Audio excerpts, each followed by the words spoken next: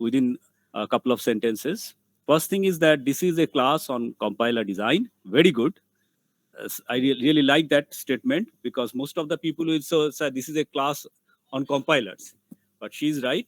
It is this is a course on compiler design. So I'll come to that in a minute. Second, she said that what she's expecting, that she'll be able to understand the design of a compiler and hopefully design maybe a new programming language. Okay, so this second part, what she's saying is a little ambitious. Like, can we design a new language within this short time frame? I mean, um, I'll come to that also. Okay, let us come to the first thing, that we are going to talk about compiler design here. In fact, I think the name of the course is compiler construction, which is very similar to uh, what we will be learning in design. Although I think by now you know what is the difference between design and construction, right? You had a course on software engineering, right? Yes, sir. So can anybody explain? Let somebody else apart from Aditi talk about it. What is the difference between design and construction?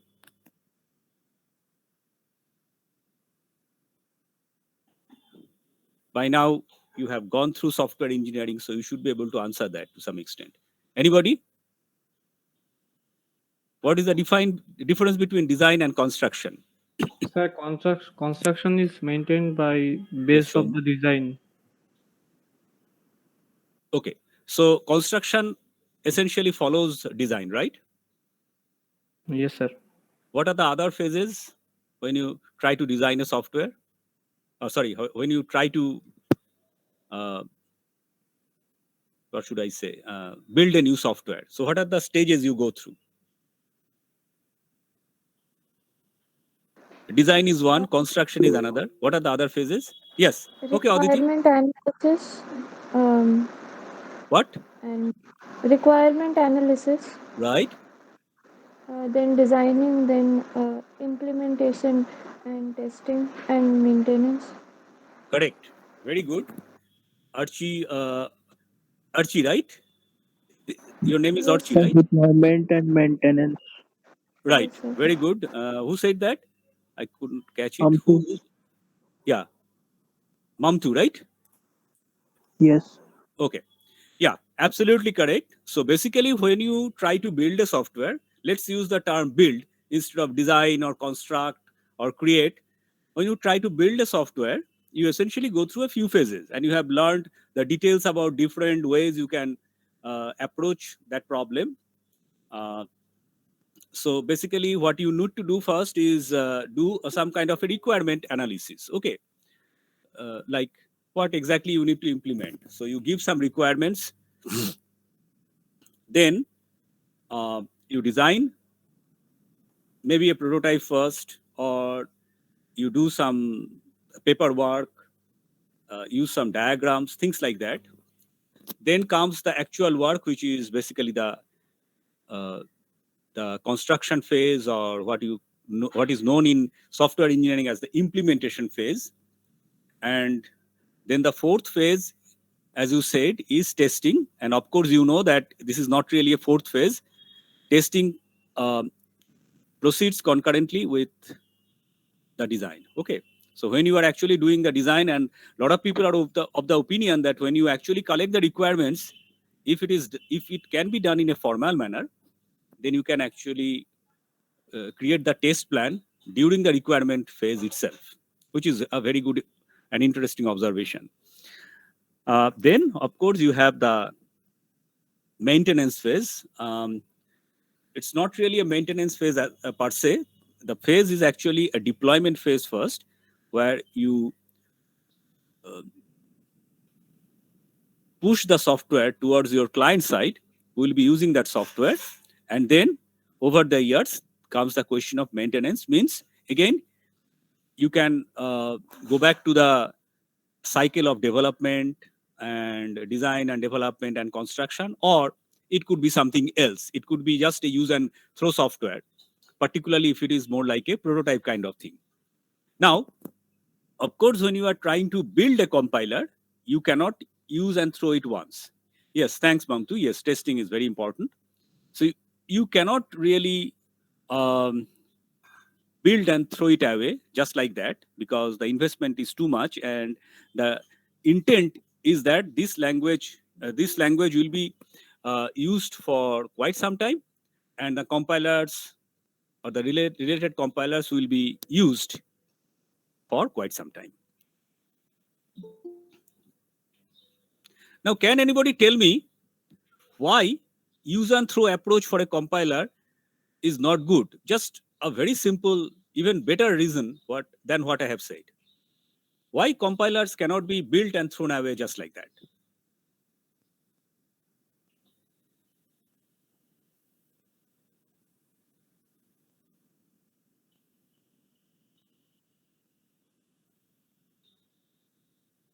Any answer?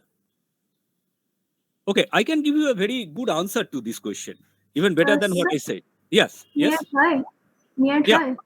yeah. Sir, because compiler is a really vast thing. So, if you want a brand new compiler, it will be easier to add some features in your older compiler and relaunch it rather than throwing it all away and building it right from the scratch. I think so. Yes. So that means it is basically in the domain of incremental development, right? Incremental software development. That's what you are Yes. saying, right? Yeah.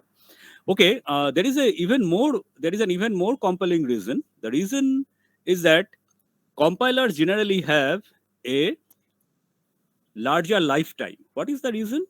Who is the customer of compilers? Of course, somebody who is programming in that language. So the programming language might stay for quite some time. You know how hard it is to learn a programming language really well. You have already done C. Many of you are doing Python. Many of you are doing I don't know, Haskell. Some of you are doing Java. Many of you are doing PHP. And there are other languages also which are not really programming languages per se, but which are definitely used in real life, like SQL, which is a database-oriented language. Or some of you know OQL, Object Query Language. I can't remember. Is it in MySQL? I think so. These kind of languages have a big customer base. Python.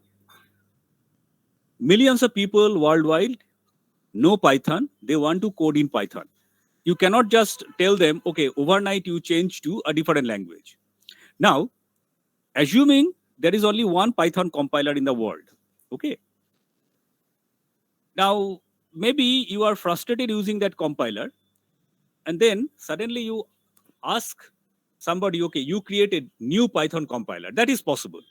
So there are two aspects here. First is the language is going to stay there. It's just a question of whether you are writing a good compiler or not for that particular language. Now, if the compiler is good, how do you ensure the compiler is good? It is efficient. It can compile the code fast. Very importantly, it has to generate the right code. Like you are trying to program some logic, and because of the problem with the compiler, it created some machine language which is totally different from the logic you have put. That would be bad. Okay, so it has to be correct. So if a compiler passes all these checks, then this compiler can stay for some time. The only reason you might be interested in changing the compiler is, as somebody was saying, that every now and then there is a working group meeting done for a particular language. Many of you know the C standard body meeting, which is held every few years.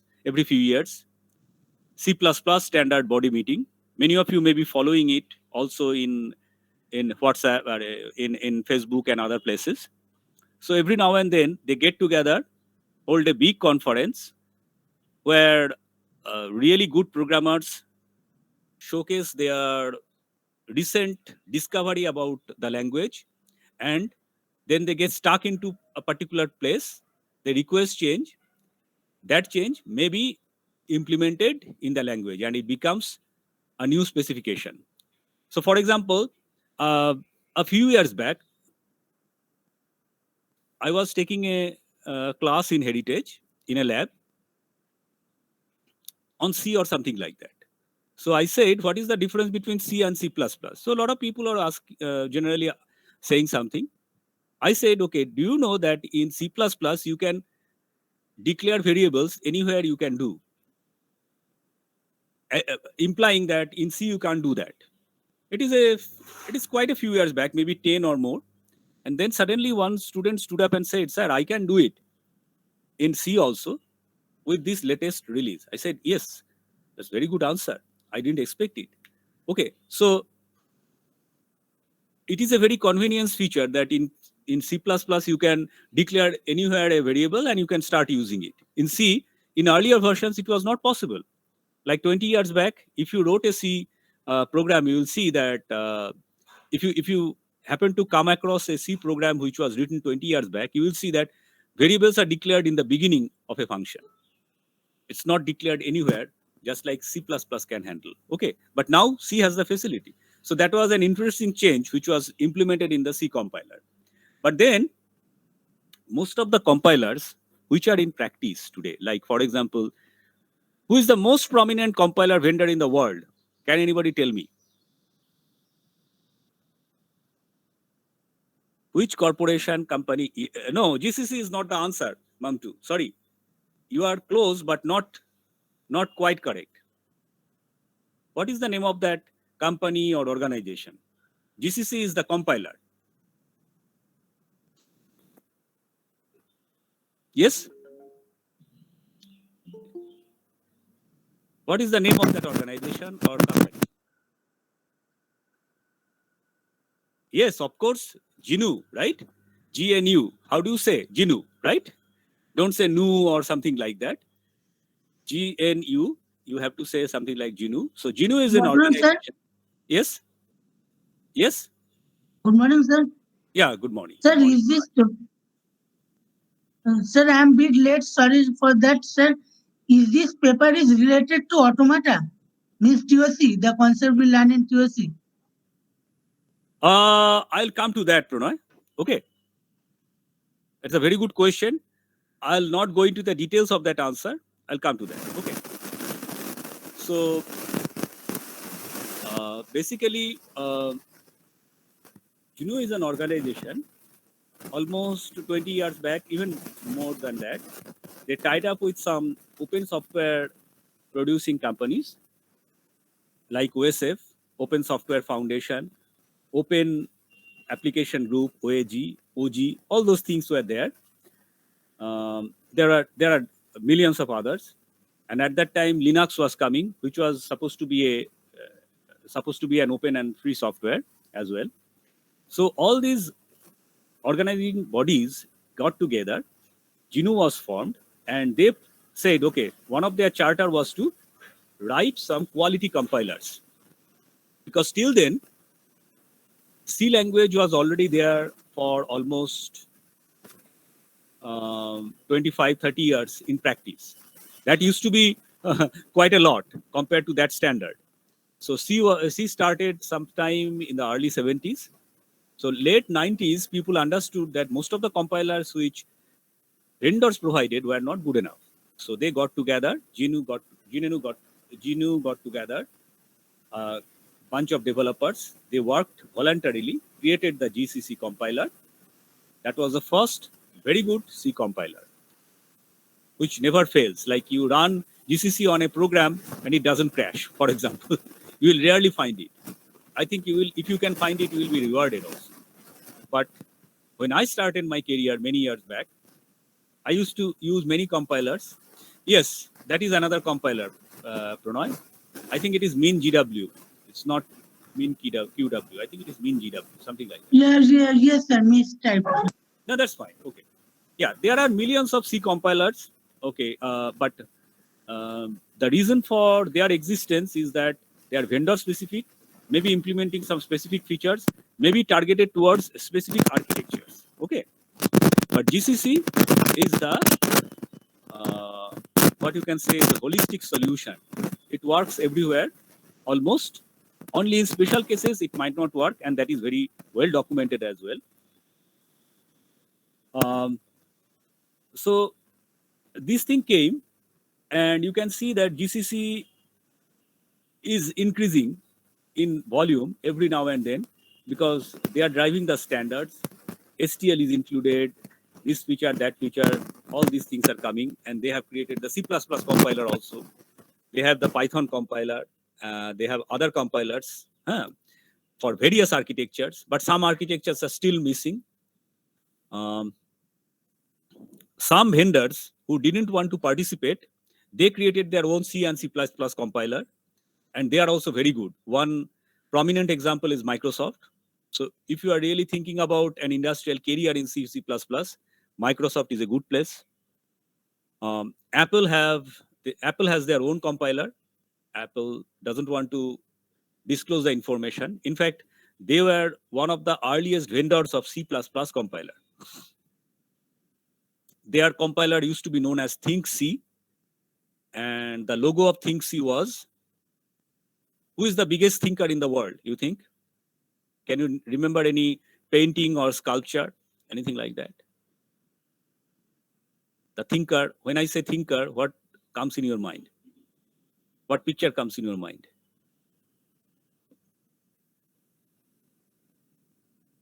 Yes? Nobody into painting and sculpture that much? Einstein. No. There is a famous sculpture. Sir, Leonardo, sir, Mona Lisa. No, Mona Lisa is not really a thinker. I think she represents more like, I don't know, mystery or something like that. I think, I forgot the name also. The name of the creation is The Thinker. I think it was done either by Rodha or by Paul Gauguin. I can't remember whether it was a sculpture or a painting. Okay, so ThinkC had that logo. So interesting. Anyway, because when you are actually writing a program in a language, you have to really think. Okay. Yeah. Thanks, Shubham. Yeah, that's the one. Rodha, Rodin, but you say that as Rodha. That's the French name. So something like that. Anyway, so these compilers are still there. That's why you will see like vendor-specific compilers and things like that. You may be wondering why GCC is not everywhere, but in the open world, particularly in academics, research organizations, we love using the GCC compiler. Okay. So as you can see, compilers you write, it's going to stay for some time. So it is very important that you know how to write it well. That is the biggest thing. Writing a compiler is rather simple, but writing a good compiler takes time. Okay. Now, you will be amazed to hear, this is the second part, what Aditi said, is that you want to build a compiler, maybe you want to write a new programming language. Now, 2-3 years back, one student from Heritage, his name is Shumit Patel. I doubt you know him anymore because he left at least 2-3 years back. And one of his friends, they actually saw a language in the internet known as Rockstar, not Rocklin. Okay, Rockstar. Rocklin is another language. Rockstar is the language. The interesting thing about this language is it somehow mimics literature. Like when you say I equal to I plus 1 in C, it's rather what you can say, it's not very poetic, right? It's just a straightforward machine kind of thing, I equal to I plus 1. But if you say something like, give thou another chance, okay, and that means basically you have to increment the variable by 1. I mean, that sounds nice, right? So Rockstar is written in such language which is very poetic in nature, but they mean specific things. So they have a nice grammar, but not very difficult grammar. So these two people got together and they created the language, they created the compiler within a few months. During the time they were actually creating they were attending this course. So you can understand it's not very difficult. You have to put in a lot of hours, definitely. But then, whether that compiler was really good or not, can be judged only after it is used by many people for years. So, yes, I definitely encourage you to look around simple languages. Last couple of years, I have given students assignment in lab so that they can write a small compiler according to some specific subset of a particular C-like language. And they did it. They did it pretty well without any hassle. If you want to come up with a new language this year, I'll really like it, because I have seen many students, they are asking me questions during C Lab, sir, why this construct is like this? I mean, it's not really natural. And I agree. Many of the syntax in C, Pascal, Java is not really natural. Why they are there, I don't know. I mean, somebody said, okay, I have to create a compiler. Let's create a language. It will be easy. But then it was easy for them, but not so easy for others. So yes, this thing is a continuous process. So if you think you have a language which can express your programming construct and logic in a better manner than what C can provide, why don't you come up with a specification? Let us talk about it and then create the compiler. I hope that this class will be able to help you out. Only problem is that we don't have too many classes, and now the classes are only 2 hours duration. So for labs. So let's see how much we can proceed. Okay, Aditi, we'll try, but I'm not assuring you that you will be able to complete your compiler in an existing language, or if you have a new language in mind, whether that can be implemented or not. I mean, we'll do some feasibility study. Let's see what happens. Okay. So Okay, I'm not sir. giving you not giving you the expectation that I'm not raising your expectation that, okay, you'll be able to come up with a new compiler or a new programming language along with a compiler after you have finished this course. But yes, you'll certainly know how to write a compiler and what are the issues, particularly in the lab. Okay. Now what I'll do is I'll just give you a brief introduction to what is there to expect in the lab, expect in the theory.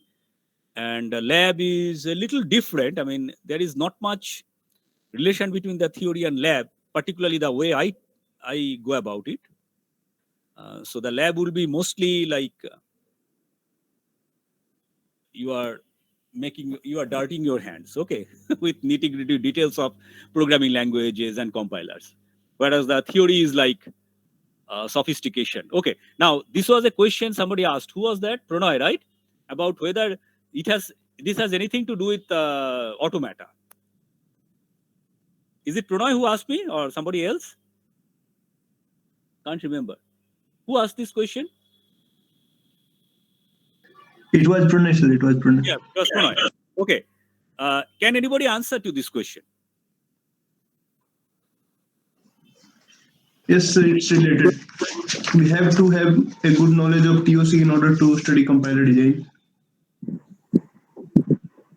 Sir, in compiler design, we basically use the grammar which we have learned in TOC. What kind of grammar have you learned? Sir, regular grammar, Context-free grammar. context. Very good, very good. Now, question is, do you think a programming language is a regular language? Sir, C is a context-free grammar. That I know. Okay, so C is a context-free language. Okay, fine, very good. Is it a regular language? Sir, it's undecidable. Okay, right.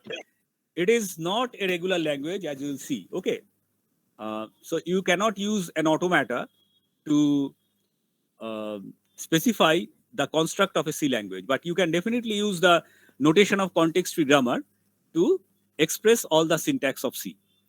Unfortunately, for C++, that is also not possible. C++ is not a context-free language. Okay, so you have to go into more difficult tools. There are tools available which you can use to construct the compiler for context-free languages. Like a tool we will learn shortly, the name is Bison. Bison, B-I-S-O-N. You know what is a Bison? in real life? What is a bison? Yes? Anybody?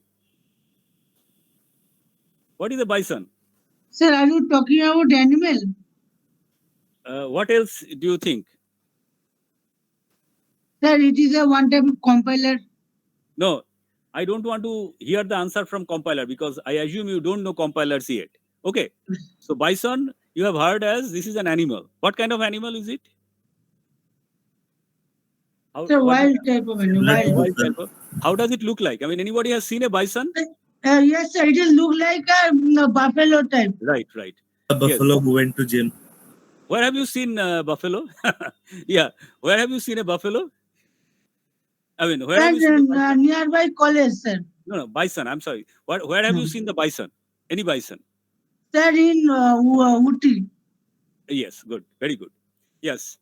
I happen to have met many bisons. In fact, somehow I accidentally intruded into a bison colony, I think, with my car. And it was not that bad, actually. They didn't say anything to me. They were just looking at me, whether to do something or not.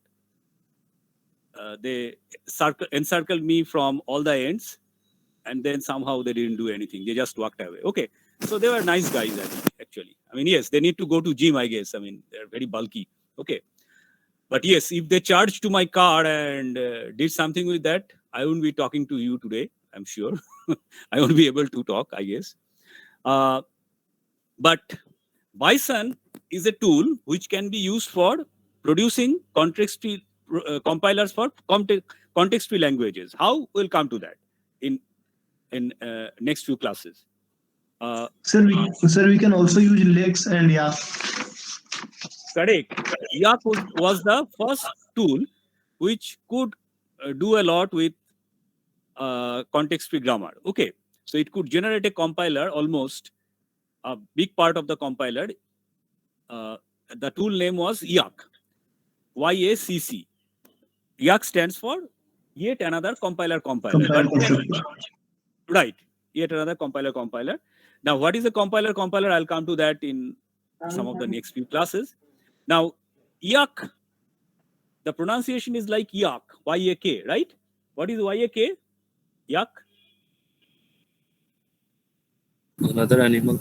Yeah. Sir, Yeah. Himalayan region. Sorry? Found in Himalayan region. Yeah, right. Aditi is correct. Yaks are found in the Himalayan region. I think it has something to do with the Tibet, and Tibetans are having the habit of drinking tea made out of yak milk or something like that. I have read in some nice story books by Satyajit Roy. But the spelling is actually different in compiler. It's Y-A-C-C. It sounds like yak. So the next version, they made it as bison. Okay. So these people are funny, the open software guys. So they like to play with words, like you have seen Perl, P-E-R-L, and P-A-R-L. You have seen the two camelback, two back camels and things like that. These are all basically created out of fun. Okay. And it's really funny, all this software creation in the open world. So C is a context-free language, and we'll learn C-like syntax, but please trust me, many of the languages in real life world are not context-free. Okay. So you have to go into more detailed design things, which is beyond the scope of this particular course. Okay. So yes, Pranay, you are right. It has a lot of connection with Automata or TOC. In fact, if you really look into the name of that course, it is known as Automata and Language Theory. Okay. Or Theory of Languages and Automata, something like that. So that particular course was supposed to teach you how the theory of languages evolved. So you have already seen regular languages, context-free languages.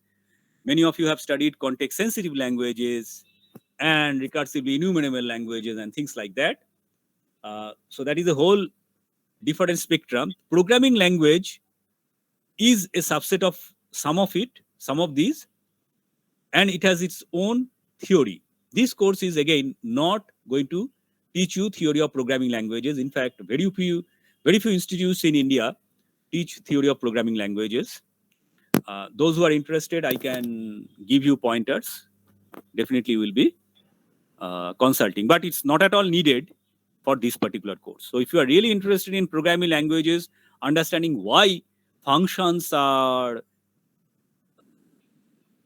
having signatures like that, why primitive types are like this, why you have things called record and union and things like that, then you have to read that basic background theory. But if you are interested in application of programming languages, the whole computer world runs on that. They don't have too many theorists, but they have a lot of people who are interested in programming and understanding how the language can be more efficiently used. Then this is the course for you. Okay. So the background is theory of language, but mostly we are not going to use it. Only in a few parts we are going to use it. Please note that compiler is much more than an automata theory or language theory can provide.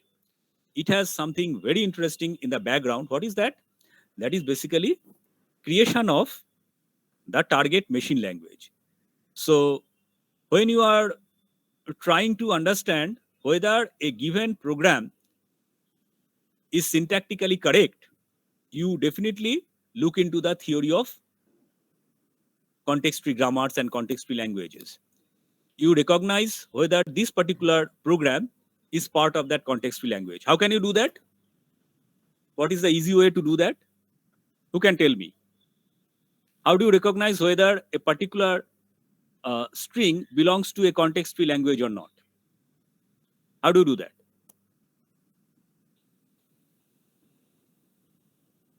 Yes? How do you recognize a context-free language? Means what? Any answer? CYK algorithm. Pardon? CYK algorithm. Okay. What is the procedure? I Sir, don't we want to know. parts tree. Okay, it could be parts tree.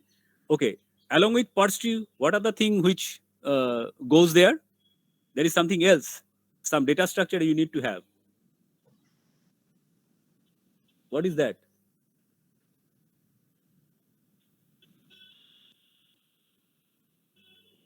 Okay, basically you need a stack, right? Yes. Yes, sir. I was Yes, saying that sir. which we use like Chomsky grammar, we used to see that the language is context free or not. Correct. So you basically need some kind of a PDA kind of structure, which is nothing but a stack with some associated rules, right? So you will see that when we are trying to see whether a program written in a particular language conforms to the grammar. Conforms to the grammar means syntactically correct or not. Then what we essentially do is use some kind of a PDA to recognize it. Okay, using some algorithm, whatever it is.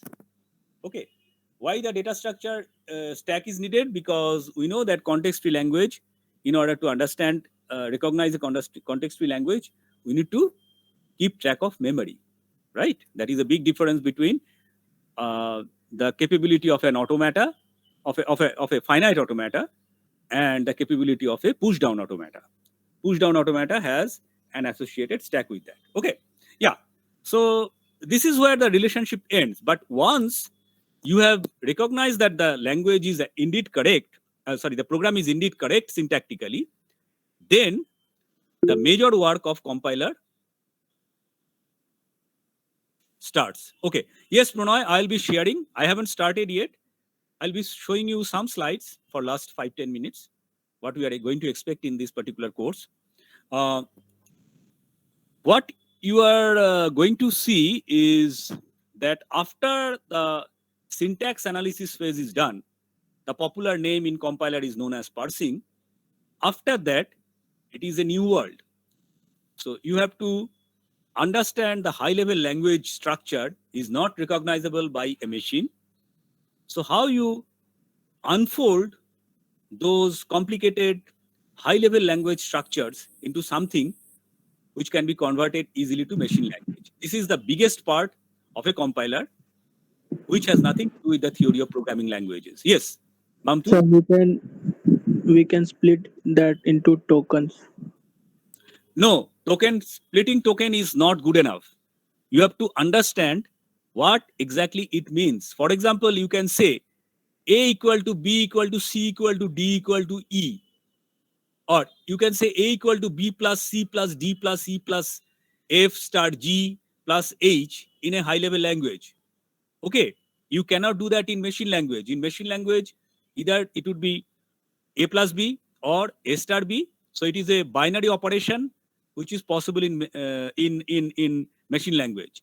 So how do you convert that high-level language structure of a complicated arithmetic expression into something which is readable by machine? That is one task. Second is, how do you handle multi-dimensional array, for example? Single-dimensional array can be handled by machine languages. You know that base register and offset, that is possible. But in high-level language, you can have n-dimensional arrays, right? N-dimensional matrices. So how does that thing get represented in machine language? So you have to do some kind of a conversion. Then the third thing is, you might be having a loop like for I equal to 0, comma, j equal to 1, blah, blah, blah, then semicolon, then a complicated condition, then you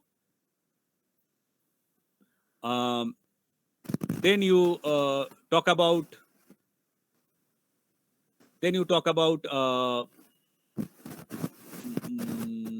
what should I say?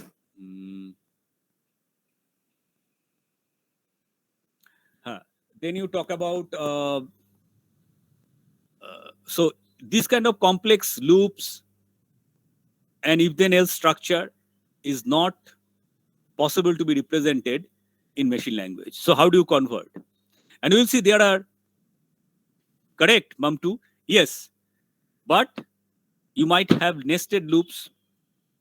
So how do you keep track of where to go to? Okay, so we'll see some of the issues which are resolved in a phase called intermediate code generation and syntax directed translation. That is very important. That is the bulk of compilers. After you have converted into something which is closer to the machine language, then you need another interesting step. What is that? You might be looking into machine idioms which are faster. Like for example, if I want to add 0 to a particular variable, what is the easiest way? Add a comma 0, right? Right? Or you can say move a comma 0, something like that.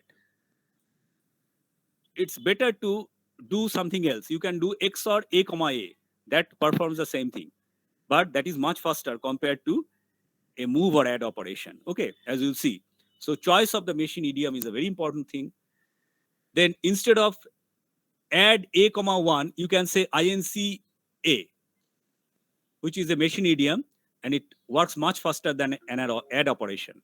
Okay. Then you can have infinite number of variables in your program, but you have a limited set of registers. And you know why registers are easy to use and more convenient to use. So how do you map 100 variables into a set of 8 registers? Okay. So what are the techniques? So these are some of the techniques which you will learn. And of course, you will see that your code, after it is generated by compiler into a machine readable code, contains a lot of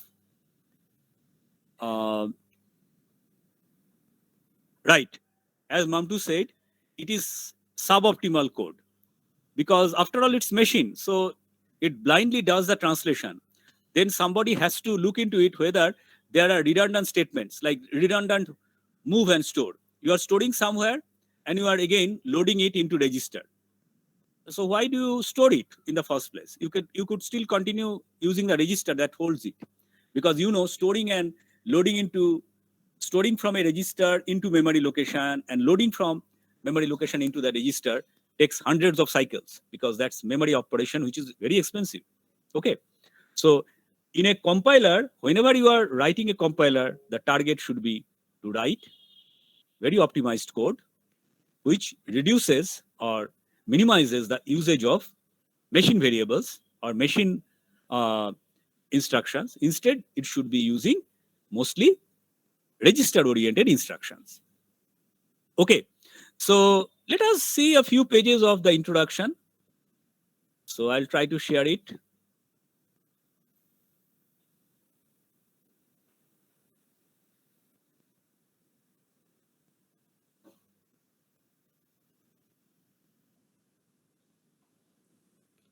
So this is the introduction part. We'll actually go into the details next week.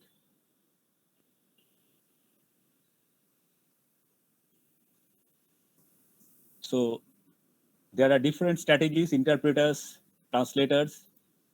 There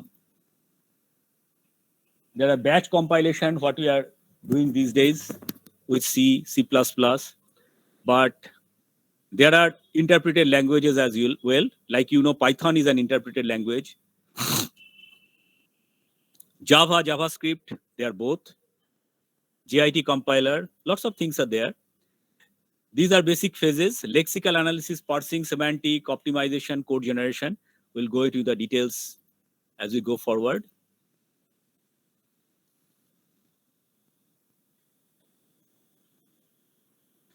Now, what are the issues? This is a good word for you. Compiling is almost simple. This simple, what is this simple? We'll see in the next class. There are many pitfalls. How to handle errors? How to design a language? Pranay was asking this question.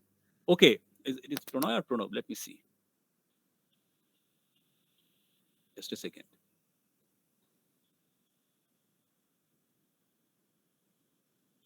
Yeah, it's Pranay. So Pranay was asking this question. Sir, how are we designing the language? Like from language theory? Yes. You have to start from theory of languages to design your language. You cannot just say that I have this kind of construct which should be supported by a compiler. So you need to follow some set standards. Whether you can actually make all compilers conform to this kind of standards. Like C++ is a notorious candidate. C++, you cannot really use any tools to automate the creation process. Most of it has to be handmade. So it's difficult. Optimization is a very important thing. How do you optimize? If you have the habit of playing with GCC, you will see that in GCC, there are different levels of optimization. -01, -02, -03. What are these things? Okay. So these things need to be learned a bit. I ask you to look into this, Alex Iken's compiler homepage. I'll actually share this PPT with you in the classroom. I'll send the classroom link as soon as possible. Not yet done completely. So once that is shared, I'll start posting these materials. But you can remember this, Alex Iken's compiler homepage from Stanford University. You can take a look at it. Like what are the current trends of compiler research, you can say. There is yet another conference. You can start looking at it and you will be really happy to see that. I'll just give you in this here. It's PLDI. Programming Language Development and Implementation. That is the highest level conference on compilers, although it deals with other things as well. Most of the things you will never understand right now. But trust me, Shumit was almost there with the demonstration. So it's not that your friends haven't done it. So I suggest you look into this, see what people are working on these days. Side by side, of course, learning the intricacies of compilers. If it is really hard, don't look at it. But there are things you might understand actually. Okay, now just another thing I'll show you, and that's it for today.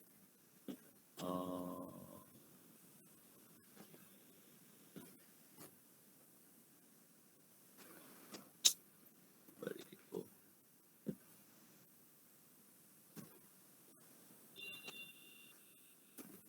Yeah, it is.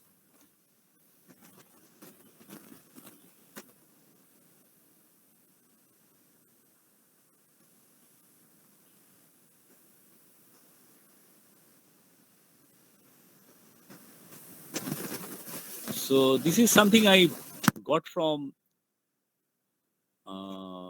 one internet website. So you can see what are the things they do. So you can see what are there in these web pages. Nice thing. This is a book. This is the book for compilers. Aho, Lamb, Shetty and Ullman. This is the second edition. I always use the first edition. I think I have the soft copy, so I can share with you. That is Aho, Shetty and Ullman. And there are many good books nowadays available. You will have theoretical and practical work. Lots of good work is there for you. I'll give you the assignments. Last year I gave I don't know, maybe 100 questions in a set of 7 assignments. I was not sure whether there will be any final exam or not. So assignments were good and tough as well. Michael Chang, many of you may be knowing, solved all of them. So I'll be mostly repeating these things, but since time is less, I'm not expecting you to complete all the assignments, but I'll give you a lot. Okay. Sir, when our theory exam will be probably held for this semester? I think it will be sometime in end January. Okay, end January, something like that. And then you will be having lots of programming assignments. So you brush up your knowledge on C programming. This is where it will be tested, whether you know C very well or not. Lots of issues are there. In particular, you refresh the knowledge of union. What is a union? I think there will be a big project this time as well. Let's see. So history, just 1 or 2 pages on history, and that's it. I love history of programming languages. Without programming languages, we couldn't be here in the stage we are in computers. So you can see IBM developed a language 704. Software costs exceeded the hardware costs. Assembly language was the only program available. You couldn't write in high-level language. Then interpreter-based language, but it was much slow. Then Fortran was one of the earliest languages. I think many of you know what is the Fortran language, why it is so interesting. I don't have any intention of repeating here. I don't like Fortran. Then, as you can see, 1954, 58, these were much earlier than even I was born. Sir, I think Fortran is totally dissolved now. No, it's very much used in scientific community. Okay. They have a newer version of Python, Fortran, which is quite good. Particularly, there are legacy code. So you have to support legacy code. So you need Fortran. Development time was halved. That was the first compiler which came into real life. And you can see huge impact on computer science, led to an enormous body of theoretical and practical work. Modern compilers preserve the outlines of Fortran 1. Okay, please note this. So structure is basically the same. Lexical analysis, parsing, and semantic analysis. Then comes optimization and code generation. I just touched briefly today. So this is where I'll end today's class.